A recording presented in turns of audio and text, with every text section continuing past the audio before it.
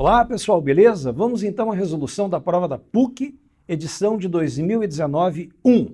Uma prova importante porque a física ainda estava com a matemática compondo 20 questões. A partir do vestibular de 2020/1, a primeira edição de 2020, haverá uma mudança. A prova de física estará com biologia e química numa prova de também 20 questões. Isso certamente vai impactar em algum tipo de mudança nas questões. Não na dificuldade, mas, por exemplo, a gente tem uma questão agora de radioatividade que envolve uma exponencial, a gente tem questão de espelho que envolve triângulo, retângulo, né? E essas coisas deixam de compor a prova de física. Certamente a prova de física ela deve ser um pouquinho mais utilizada junto com a biologia e a química. Mas o nível de dificuldade a PUC alega que vai manter. Então 2019/1 para 2020/1 é um período de transição. Vamos analisar como estava essa prova de 2019/1. A gente tem na questão 7, na questão 8, duas questões que se referem ao mesmo enunciado. A enunciado de um material radioativo. Ele fala de várias aplicações de material radioativo e cita que o nuclídeo, que é o núcleo do material radioativo, vai decair ao longo do tempo, ou seja, a atividade da amostra reduz, porque a massa de núcleos radioativos está reduzindo. E a primeira colocação, na questão 7, e isso também termina impactando na 8, é o conceito de meia-vida, que é o tempo gasto para a atividade da amostra cair à metade, ou para que o número de nuclídeos da amostra caia à metade. Se a gente pegar, por exemplo, aqui uma situação do cobalto 60, a gente está enxergando que ao longo do tempo a atividade da amostra está reduzindo. A gente tem ali em vermelho o número de nuclídeos inicial, e ao longo do tempo esse número vai reduzindo, e tu pode ver que é uma redução realmente que vai ocorrer de maneira exponencial, seja naquele gráfico, seja nesse aqui. Então é sobre essa meia-vida que a gente está falando. E na questão de número 7, ele quer saber qual é o material que apresenta a maior meia-vida. A questão é bem interpretativa no próprio gráfico. Como nós temos o número de nuclídeos inicial para cada um dos 4 materiais, 1 e o 2 tem o número 4 e o 3 e o 4 tem 2 nuclídeos iniciais, basta a gente pegar um tempo, como por exemplo o tempo de 2, e olhar nesse tempo quem tem o decaimento menor. Esse cara vai ser o cara que tem a maior meia-vida. Então se eu pegar, por exemplo, o material de número 1, até o tempo de 2, ele não conseguiu nem chegar na metade, ele não chegou a 2, ele está acima de 2. Então esse cara está me parecendo ter a maior meia-vida de todas, ele está demorando para o número de nuclídeos dele cair. Se eu pegar o material de número 2 e a pergunta fosse o material de menor meia-vida, a resposta seria ele com certeza. Porque o material de número 2 até o tempo 2, ele conseguiu decair de um número de nuclídeos 4 a um número de nuclídeos menor do que 1. Então ele teve muitas meias-vidas dele acontecendo de 0 a 2. Porque o número de nuclídeos dele caiu muito. Se eu pegar o material de número 3, ele consegue bem chegar no 1, ele chega bem na metade dele. Então a meia-vida do material 3 também é menor do que do material 1. Ele consegue chegar a metade do número de nuclídeos inicial dele. E se eu pegar o material 4, ele sai de 2 e até o tempo 2 ele vai a menos do que 1. Então ele também consegue chegar a um valor menor do que a metade do número de nuclídeos inicial. Então o 2, o 3 e o 4 estão decaindo muito mais rapidamente do que o material de número 1, que certamente aí é o material de maior meia-vida.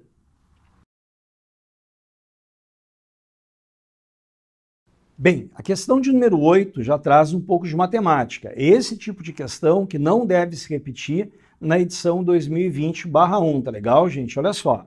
Ele está dizendo que é para considerar que a quantidade de nuclídeos restante, sublinha isso aí se tu tiver com a prova, número de nuclídeos restante das amostras 1, 2, 3 e 4 é descrita pela função na forma do número de nuclídeos restante em função do tempo, seu número de nuclídeos inicial vezes a exponencial elevada em menos beta-t. Então a gente tem que saber quem é o beta maior.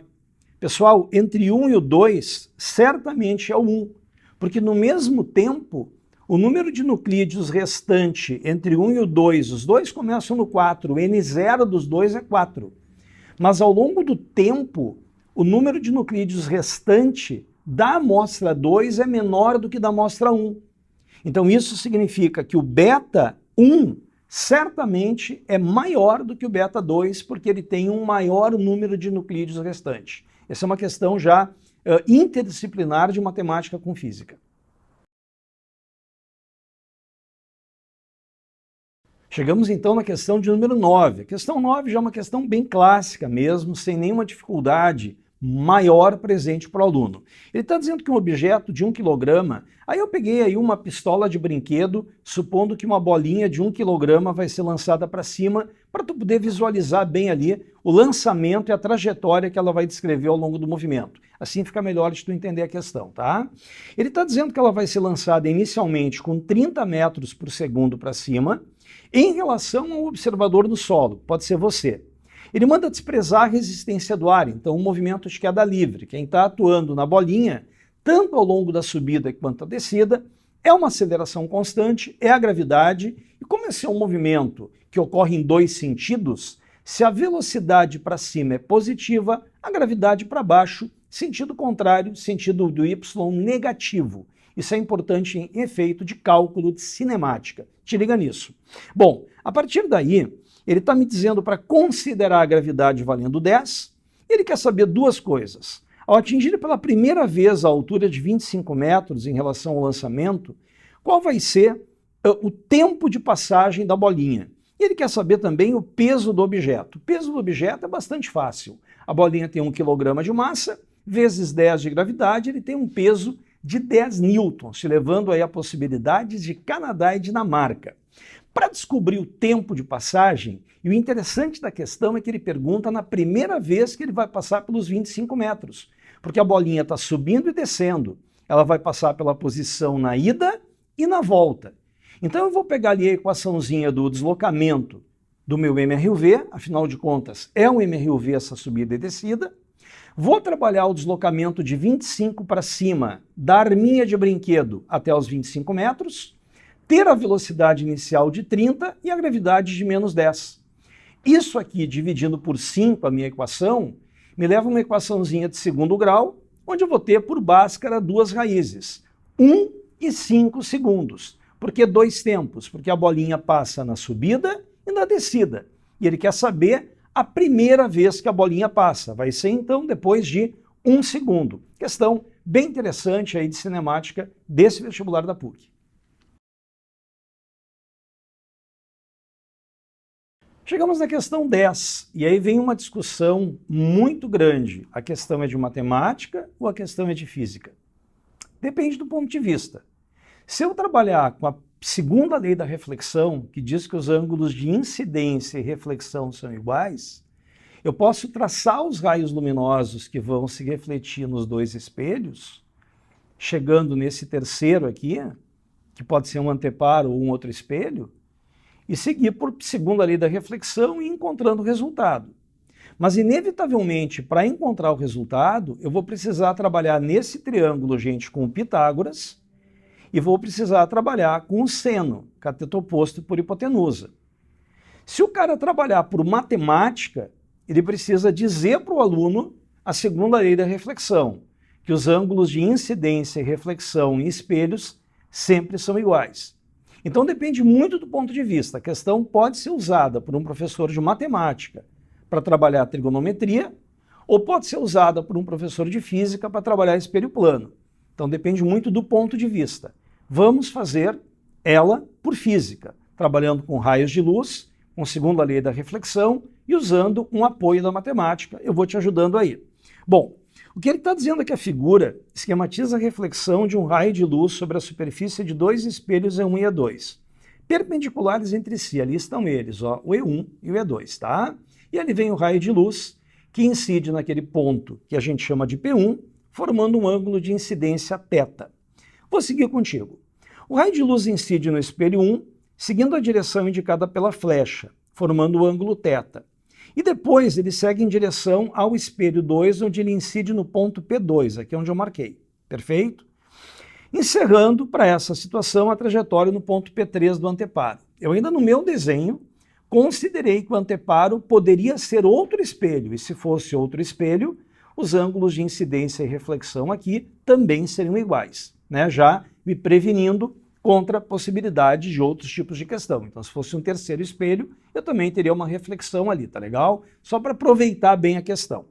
Bom, sabendo que o quociente, agora que é importante, tá? Agora que fica mais matemático do que físico. Agora é importante, sabendo que o quociente entre a distância de P3 a P2 e a distância de P3 ao espelho 2 vale 2, qual é o seno de 90 menos θ? Bom, vamos devagarinho aqui.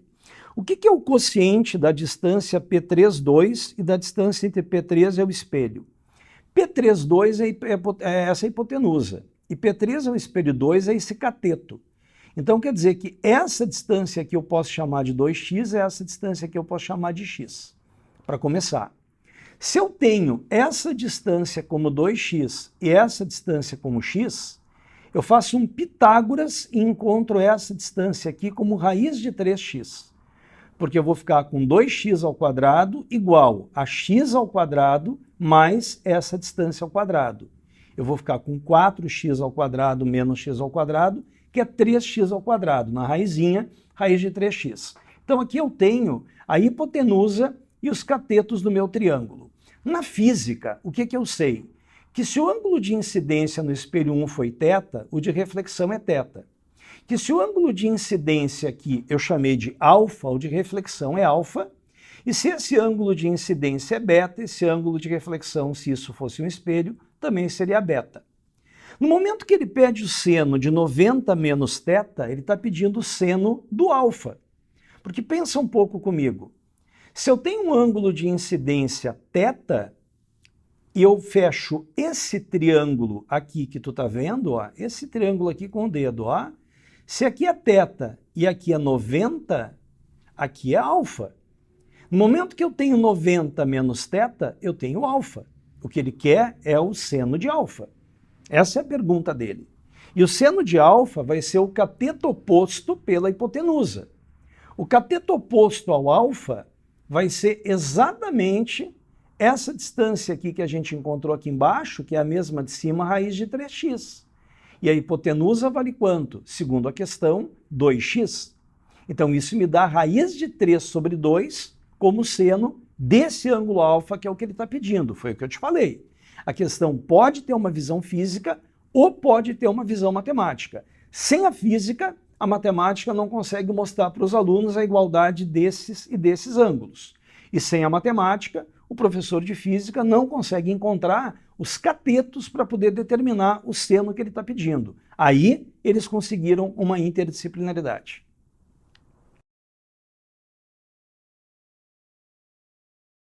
A questão 11, gente, continua com o mesmo desenho da questão 10, mas aqui a abordagem é física. Mas tem um pega-ratão grande, cuidado. Por isso que eu sempre digo para os alunos, lê bem o enunciado. Vem comigo. Se aumentarmos o ângulo de incidência para o raio de luz em relação ao espelho 1, se aumentarmos o θ, tá? Olha a pergunta dele da primeira lacuna. O ângulo entre o raio refletido em E2 e o espelho E2 vai o quê? Ele não quer saber o que acontece com o ângulo de incidência ali. Ele quer saber o que acontece com o ângulo entre o raio e o espelho. Vamos imaginar, se o meu ângulo θ ele vale 60, eu vou incidir com o ângulo, né, eu vou refletir, perdão, com ângulo de 60 também.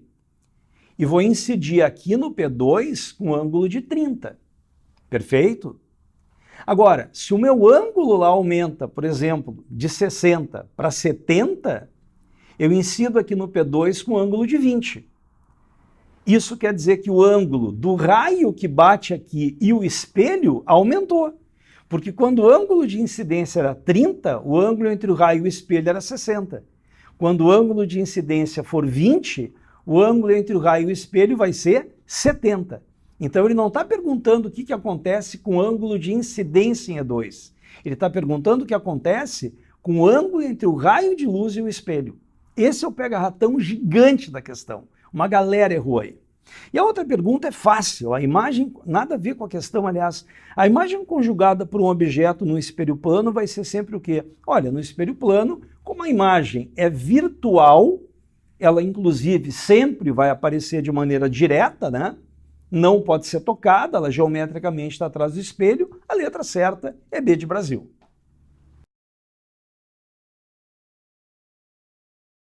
Gente, a questão de número 12 é uma questão de empuxo que não pode ser errada. Por que o empuxo atua sobre um corpo presente, parcial ou totalmente imerso num fluido? Por diferença de pressão entre a base e o topo dele. Por isso que parcial ou totalmente imerso, essa diferença de pressão existe, e esse empuxo, cujo valor é o peso do líquido deslocado, a massa de líquido deslocada, que é a densidade do líquido vezes o volume de líquido deslocado e a gravidade, é o valor do empuxo. Agora ele está dizendo que vai botar dentro de um mesmo líquido, então submeter a mesma densidade, 3 corpos de mesmo volume totalmente imersos. Se eles são de mesmo volume e estão totalmente imersos, isso significa, gente, que estando no mesmo líquido e deslocando nesse líquido o mesmo volume, necessariamente o empuxo que está atuando nesses 3 corpos é o mesmo. Por isso que a minha letra correta nessa questão é a letra D de Dinamarca e, tecnicamente falando, é uma das questões de física mais fáceis da prova. Questão de número 14 é uma questão onde 2 cargas estão sendo lançadas perpendicularmente às linhas de indução de um campo magnético uniforme. A velocidade delas é paralela à página e o campo magnético está entrando perpendicularmente na página. Nesses casos, as cargas descrevem dentro do campo uniforme um movimento circular uniforme. A questão poderia ter explorado o raio da trajetória. Como a força centrípeta é a magnética, tu iguala as 2 relações e conclui que o raio é aquele macetezinho, lembra? O Rui MV1 Kib. O raio é massa-velocidade que divide carga vezes campo.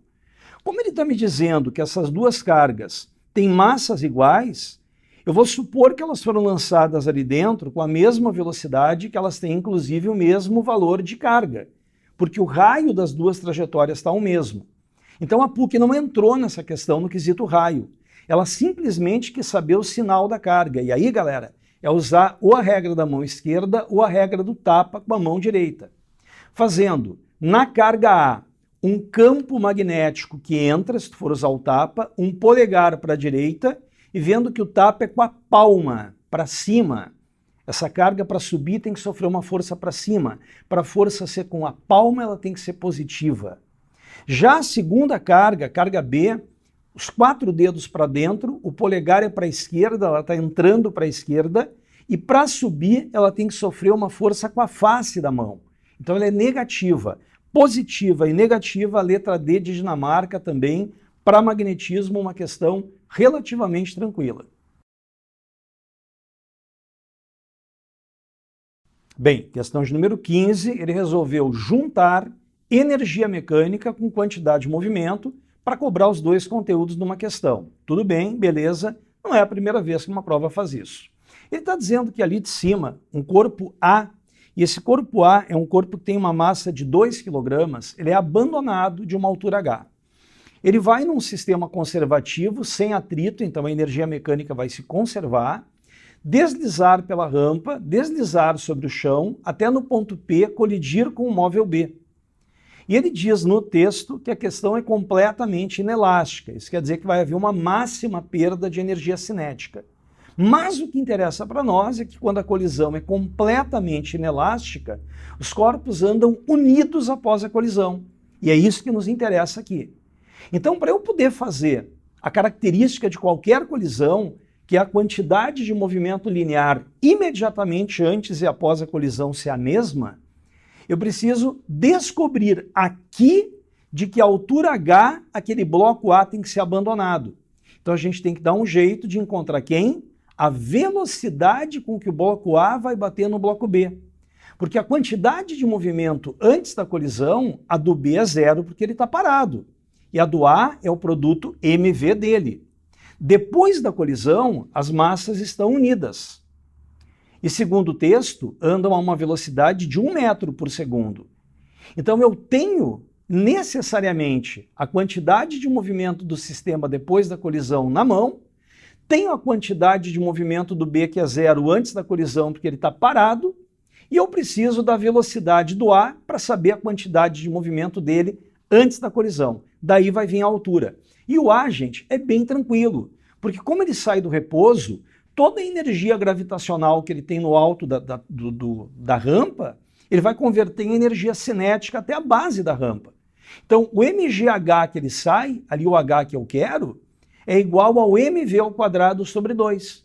Então, a gente tem uma massa, que vai ser uma massa de 2 kg, uma gravidade de 10, e ali a gente vai trabalhar com mv ao quadrado sobre 2. A massa é cortada de qualquer maneira, e isso vai me dar uma velocidade que vai ser a raiz quadrada de 2gh. Ou seja, eu já tenho a minha velocidade antes da colisão. Eu vou entrar com uma massa de 2, essa raiz quadrada de 2gh, que é 20h, né? 2 vezes 10, a gravidade.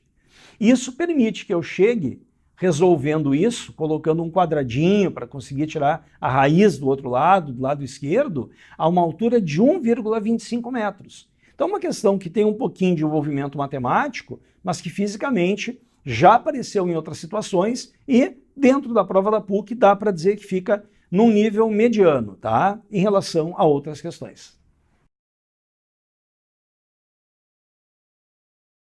Bem, gente, chegando então já para as últimas questões, a questão 16 é uma questão clássica, que apareceu na prova da URGS muitas vezes, inclusive, e a PUC trouxe agora para a sua prova. A PUC está dizendo que tem uma massa inicial de gelo. Essa massa inicial de gelo está inicialmente a menos 10 graus Celsius. Eu tomei o cuidado, inclusive, pessoal, de colocar o gráfico para vocês. Do gelo esquentando, do gelo derretendo e da água da fusão esquentando. As 3 etapas estão ali no gráfico. Então ele está dizendo que esse gelo a menos 10 tem que chegar numa água a 80.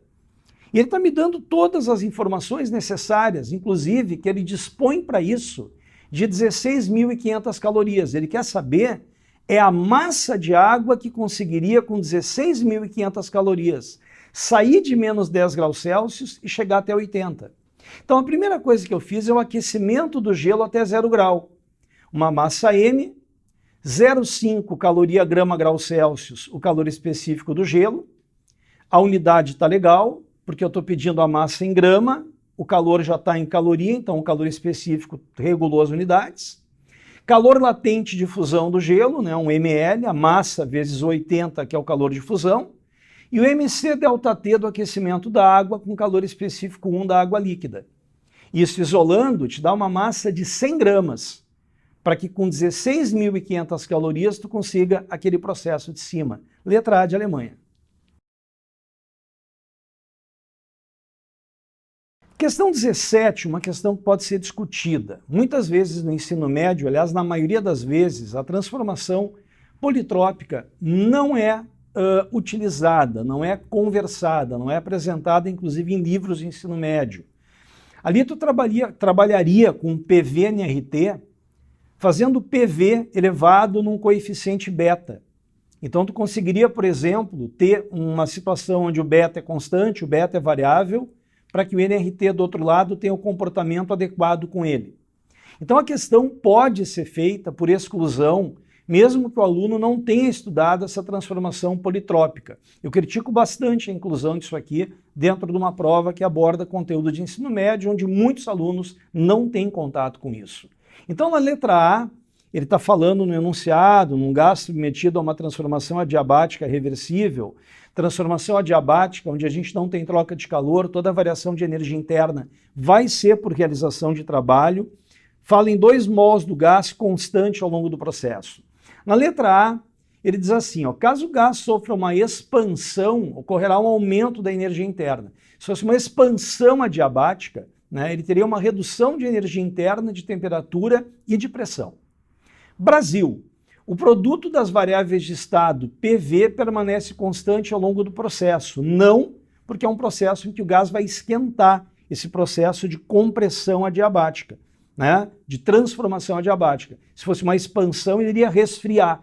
Então o produto NRT ele é variável, o produto PV também é. Como no processo são desprezadas as trocas de calor com as vizinhanças do gás, não ocorre variação de energia interna, absurdo, ocorre por realização de trabalho. se for uma compressão, um trabalho realizado sobre o gás ganha energia e eleva a energia interna. E se for uma expansão adiabática, uma perda de energia interna na forma de trabalho e a energia interna do gás reduz. Então essas três com certeza estão muito erradas, o que leva o aluno a ver a D como correta. Como as variáveis de estado, pressão, volume e temperatura variam no processo, a transformação pode ser denominada politrópica, onde eu te falei, PV elevado na beta é igual a NRT. Então a gente teria ali, uma vez que o NRT está variando, um beta variando para o PV acompanhar essa variação. A única questão assim, da prova que não me agradou foi essa questão 17. Muito bem, pessoal, muito cuidado. Nesse caso, eu vou usar uma brincadeira contigo. Cão que muito late, não morde. O cara olha para esse desenho, olha para a fórmula de Taylor que ele nunca viu na vida e diz, meu Deus do céu, logo no meu ano, os caras resolveram colocar isso aí. Cara, primeiro lê a questão antes de entrar em pânico. Isso é uma regra básica em qualquer prova. Em primeiro lugar, mesmo que não tenha visto a fórmula de Taylor, que é aquela equaçãozinha, ele está descrevendo ela no primeiro parágrafo para ti. Ele está dizendo que a velocidade com que uma onda se propaga numa corda depende, na raiz quadrada, da divisão da força de tensão feita na corda e da densidade linear da corda, que em outras palavras é a grossura da corda. Quantos quilogramas de corda tu tem por metro? Pronto, ele explicou para ti o que é a equação. Mesmo que tu nunca tenha visto ela na tua vida, está escrito e isso é uma situação que não me preocupa mais. Vamos em frente devagarinho. Ele está falando que nessa situação tu instalou uma corda como mostra a figura e ele assume que o comprimento de onda é muito maior do que o deslocamento transversal, para não ter problema ali da corda ficar batendo no chão. E ele criou uma onda estacionária onde aparece ali um ventre só, o que é um comentário apenas e não vai influenciar em nada a questão. O que interessa vem agora. Considere que inicialmente tu tem uma força tensora F que está sendo produzida por esse bloco pendurado, né, na cordinha, e ele produz uma frequência F e um comprimento de onda lambda na oscilação. Olha a proposta dele.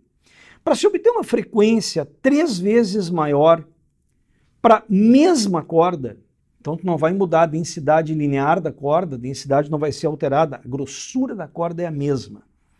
A pergunta dele é, mantendo-se constante o comprimento da corda, seria necessário aumentar a massa do bloco em quantas vezes o som seria mais grave ou mais agudo? Bom, se ele quer a frequência 3 vezes maior, eu já posso dizer que o som é mais agudo, né? Se eu vou ter uma frequência maior, eu vou ter um som mais alto, um som mais agudo. Então, ou eu estou trabalhando com o Brasil ou com Dinamarca. E aí é V lambda F. Frequência é a velocidade pelo lambda. Se eu quero que a minha frequência triplique, eu preciso que a velocidade triplique. E aí eu vou lá na raizinha. Para a velocidade triplicar, a minha tensão lá dentro da raiz tem que aumentar quantas vezes? Que o númerozinho cuja raiz dá 3 tem que aumentar 9 vezes. Raiz de 9 é 3, a velocidade triplica, ali no V lambda F a frequência triplica também. Então 9 vezes mais tensão, D de Dinamarca. Questão 19. Está dizendo que vai pegar um pedaço de fio de comprimento L, está dando a constituição, é uma liga níquel, ferro e cromo, com uma resistência R. Bem básica a questão. Está ligando o condutor de uma tensão U que vai dissipar uma potência P.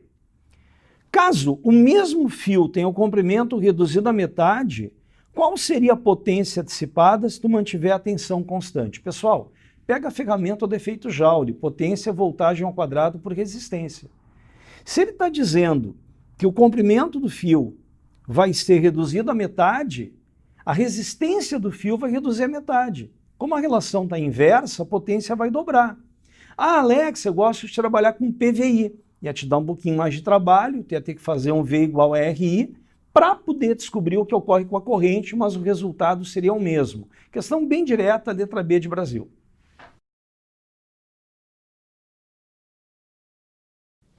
Questão de número 20, ele faz referência ao efeito fotoelétrico. O que é isso? É a incidência de radiação eletromagnética luminosa, por exemplo, sobre uma superfície metálica, a transferência de energia dessa radiação para elétrons desse metal que conseguem sair desse metal, serem emitidos por ele. Efeito fotoelétrico. Luz, elétrons. Elétrons emitidos pela incidência de luz. A luz tem aí um comportamento corpuscular. Ela é composta por uma quantidade mínima, por pequenos pacotes chamados de fótons, cuja energia é o famoso produto HF, constante de Planck vezes frequência da luz. 3 leis do efeito fotoelétrico para a gente revisar ligeirinho aqui. Primeira lei, para cada metal tem uma frequência mínima para que se arranque o elétron dele. Essa energia mínima para o elétron sair do metal se chama função trabalho. Então, e se eu não atingir com a minha frequência de luz aquele HF, aquela função trabalho, o elétron não sai do metal.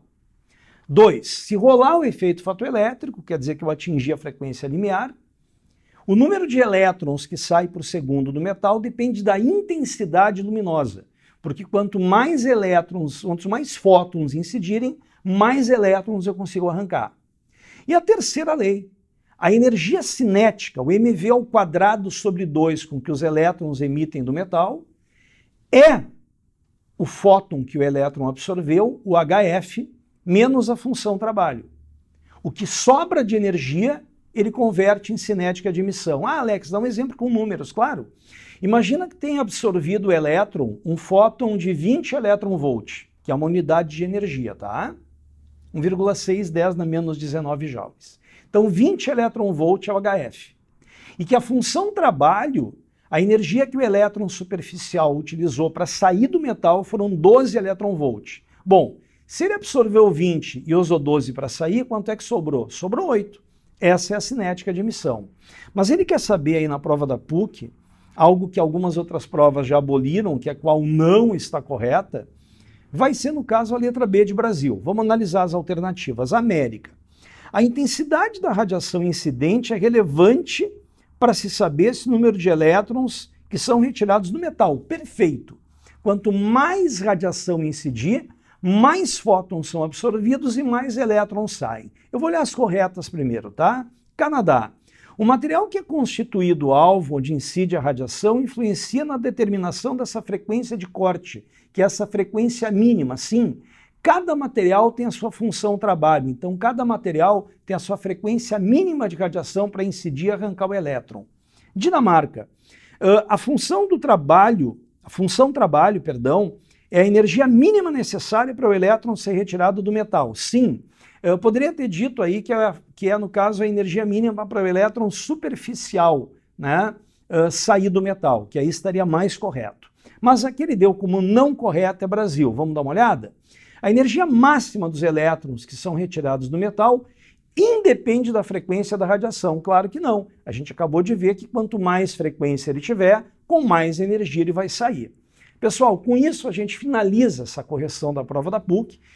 Pode ver que tem algumas questões que deram mais trabalho, como aquela que envolveu muita matemática ali do triângulo, a questãozinha ali do bloquinho descendo, que tinha que isolar a altura, né? Então algumas questões dando um pouquinho mais de trabalho, mas de uma forma geral, uma prova para alunos, em especial de medicina, bastante importante. A gente espera ter te ajudado aí na preparação e se encontra em outras resoluções. Forte abraço e até a próxima.